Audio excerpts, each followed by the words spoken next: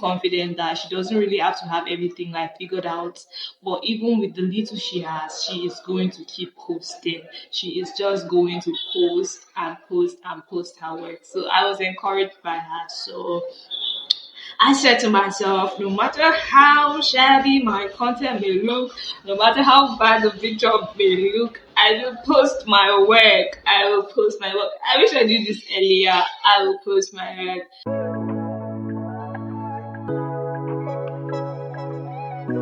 Hey guys, welcome back to my YouTube channel. So today's video basically is just going to be 5 things that I wish I knew as a fashion designer, before going into the entrepreneurship world.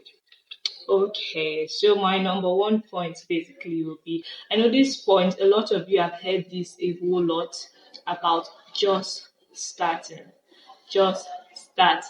I wish I had just started rather, and not waiting for the perfect time to, or telling myself I needed to have this, I needed to have that.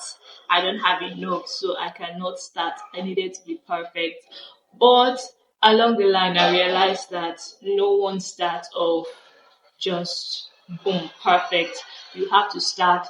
When you start, then you grow, and you don't have to have everything sorted out in the sense of having, your industrial machine, have all these things that designers have. Unless your father is a $10, then that's fine. But if you are just starting out as someone who is trying to help herself grow, basically all you need to do is start. Even if it's just a blackhead sewing machine that you have, just start from where you are and with what you have. I wish I knew this earlier. I would have started. So number two, pardon me if you see me looking down because this is where I have my points written out. So the next point I would say is being consistent. Honestly, I wish I was consistent enough. Well, I wouldn't blame myself on that aspect because my starting off, like my location wasn't stable. It's either I was in this state today or the next state tomorrow or this state and apart from that, school.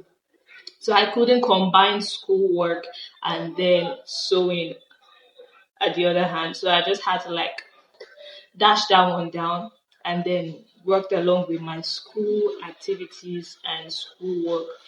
But I wish I was consistent. I wish I had the courage to just combine both together and just do my thing. Third thing I wish I knew is, being my biggest fan. I wish I was my biggest fan. Yeah, I wish I was my biggest fan.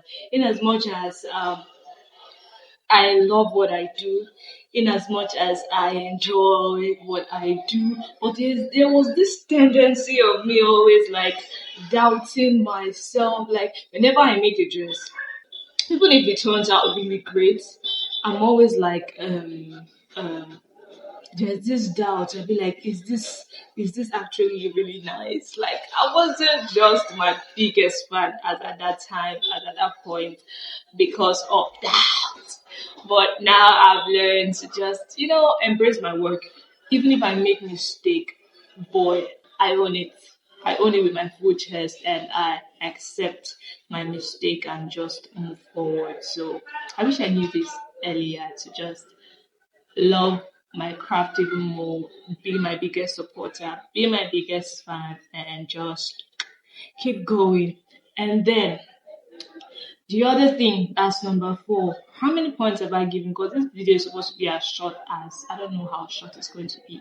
But my number 4 point is no one told me that the route to entrepreneurship or fashion designing is not as rosy as it tends to be on the gram.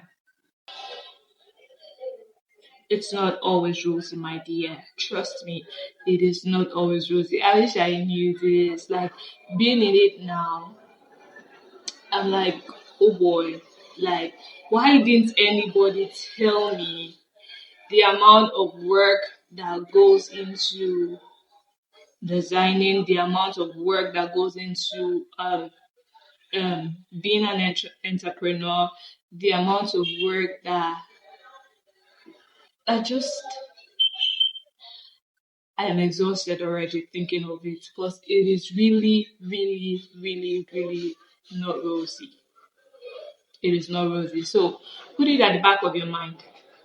If you're a designer or whatever craft you do and you want to own it as a business, know that it is not easy. The first year, the second year, grace differs anyways. So your first year might be great, but just know that first, second year, third year is is not always super amazing. I wish I knew this. If I had known this earlier, I think that I wouldn't be as depressed as I was last year because I wanted last year when I started to like just going fully, do this fully. I wanted everything to go so fast, so quick. I see people doing great with their businesses on the ground, and I'm like, yes, I can do this. But life was out there looking at me like, are you serious? Are you serious right now? But and then because it didn't go as fast as I wanted it to go, I became so depressed. Like I became very depressed. Trust me, because I didn't know that it was not or it is not a rosy path. And guys, the last thing that I wish I knew earlier is to keep posting your work. Like, keep posting, no matter how bad you think that post may be to you. It might be what people out there would like, and then reach out to the perfect people that will support your business. I wish I knew this because I wouldn't have hoarded. Is that word correct? Anyway, I wouldn't have kept some of things that I created to myself. I would have shared it out in the long run, like shared it out because sometimes or now not sometimes like now there's this particular girl I see on Instagram, like she's so great with her work. She is good with what she does, and her camera quality is not is not 100, but she's doing great. She has good amount of followers. She has, you know, good amount of customers, and I was not like thinking like, look at yourself.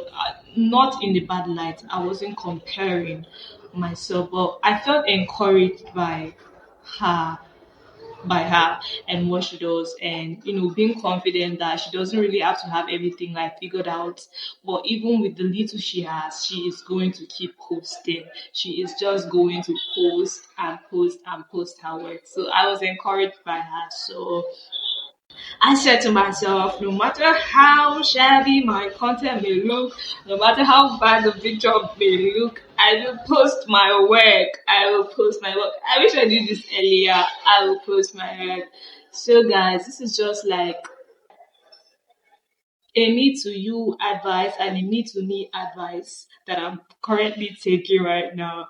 Like, if you are consistent, if you are patient, if you are not ashamed of your work, even if it's not perfect, post that thing. Keep practicing. Keep doing your thing. Keep learning. Keep, owning your craft. One day, luck and God's grace will smile on you and on us and on me as well. So guys, if you haven't subscribed to my YouTube channel, please, what are you waiting for? If you find this video helpful, please do hit the like button. Do drop a comment in the comment section and do not forget to share. I love you all. Bye.